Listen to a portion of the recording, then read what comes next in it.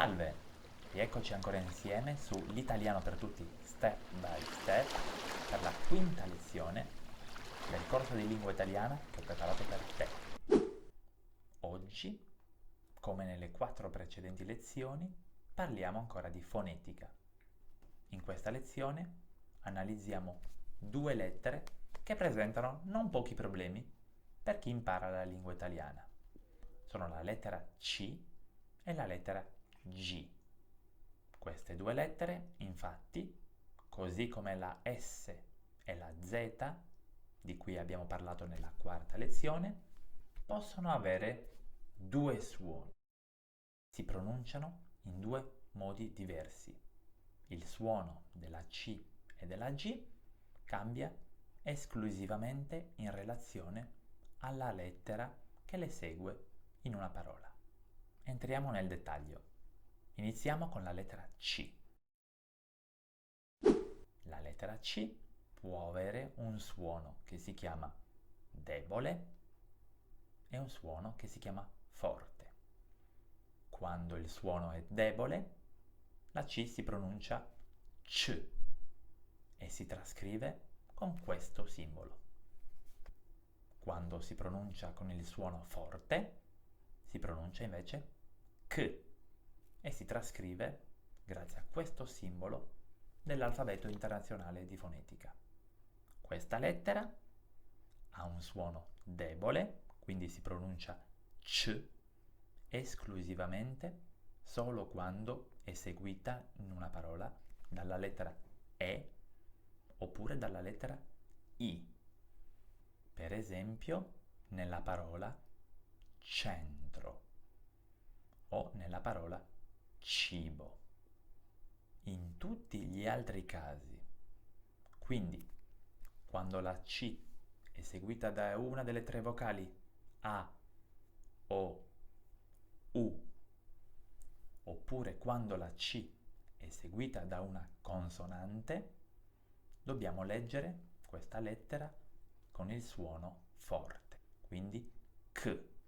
La sillaba formata da C e A si legge quindi K, come nella parola casa.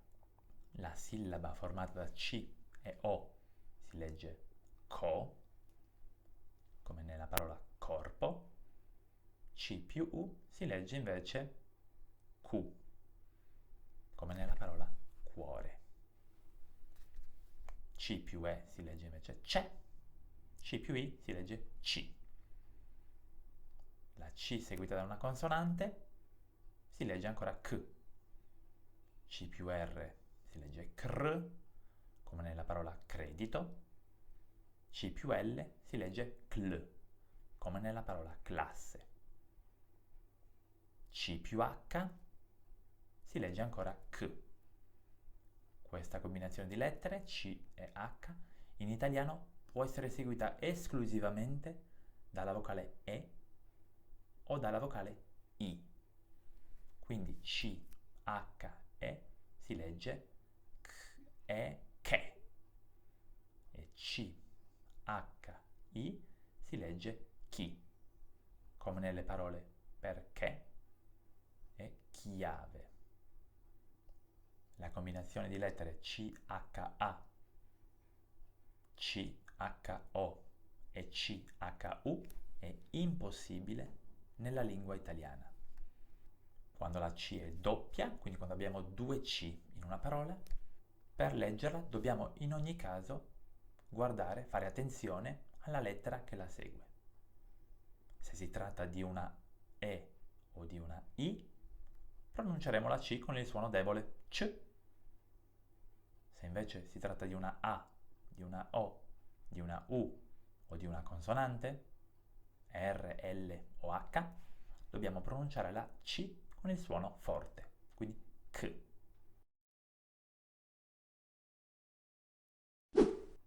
E arriviamo alla lettera G. Ti parlo nella stessa lezione della C e della G perché queste 2 lettere hanno il suono debole o il suono forte negli stessi casi, quindi davanti alle stesse lettere. Questo significa che quando la G è seguita da una E oppure da una I, avrà un suono debole, G, e si trascrive con questo simbolo. G più E si legge quindi GE, come in gelato, e G più I si legge G, come in giro. Quando ha il suono forte si pronuncia invece G e usiamo per trascriverla questo simbolo. Analogamente alla C, ha un suono forte quando è seguita in una parola dalla A, dalla O oppure dalla U, e ovviamente anche se è seguita da una consonante. Quindi G più A si legge GA, come nella parola gatto. G più O si legge GO, come nella parola gorilla. G più U si legge GU, come nella parola gufo, per restare in tema di animali. G più una consonante si legge G, quindi GR, GR, come in grotta. E GL si legge GL, come in gladiatore. La G può anche essere seguita dalla consonante H. In questo caso ha un suono duro. Dietro G, H possiamo avere esclusivamente una E o una I, così come per la C. GHE si legge GHE, GHI si legge GHI, GHA, GHO e GHU non sono combinazioni di lettere consentite nella lingua italiana.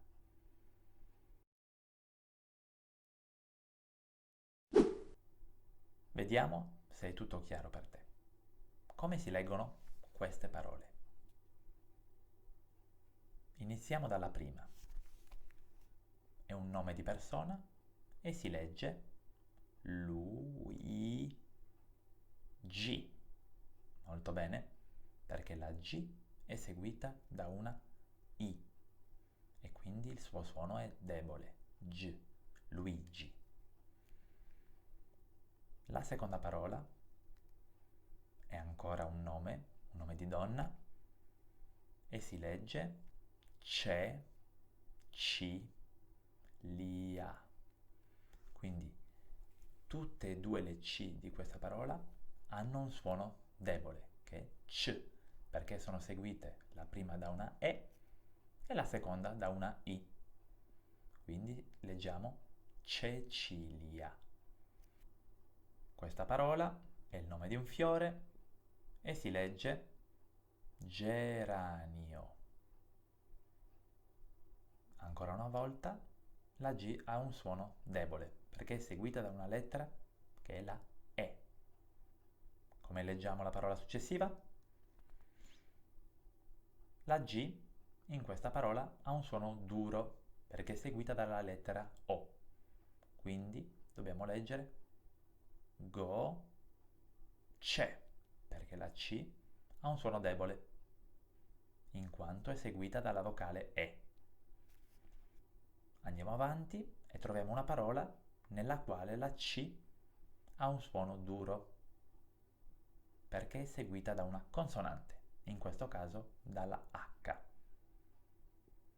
Per questo dobbiamo leggere questa parola chiesa con la S che ha un suono debole, ti ricordo, perché si trova tra due vocali, la E e la A.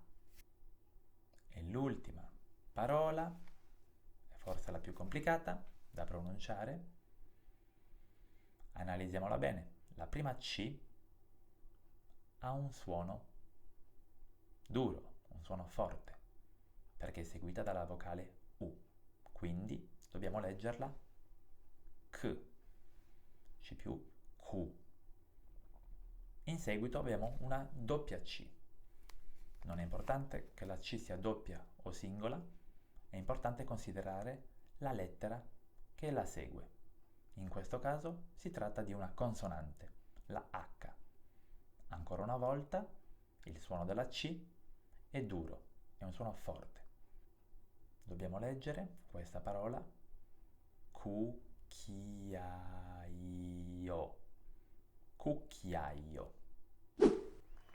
Abbiamo finito per oggi, spero che questa lezione ti sia piaciuta e ti invito, come sempre, a mettere un like e iscriverti al canale e attivare la campanella per non perdere nessuna delle mie prossime lezioni. Nell'attesa della prossima lezione ti lascio una serie di parole che ti invito a pronunciare, a leggere, facendo attenzione al suono della C e della G. Si tratta di C e di G dal suono forte o dal suono debole. Se scrivi la risposta tra i commenti, ti prometto che ti risponderò. Ti auguro una bellissima settimana e spero di rivederti qui sull'Italiano per tutti Step by Step tra una settimana, come al solito. Buona giornata, arrivederci.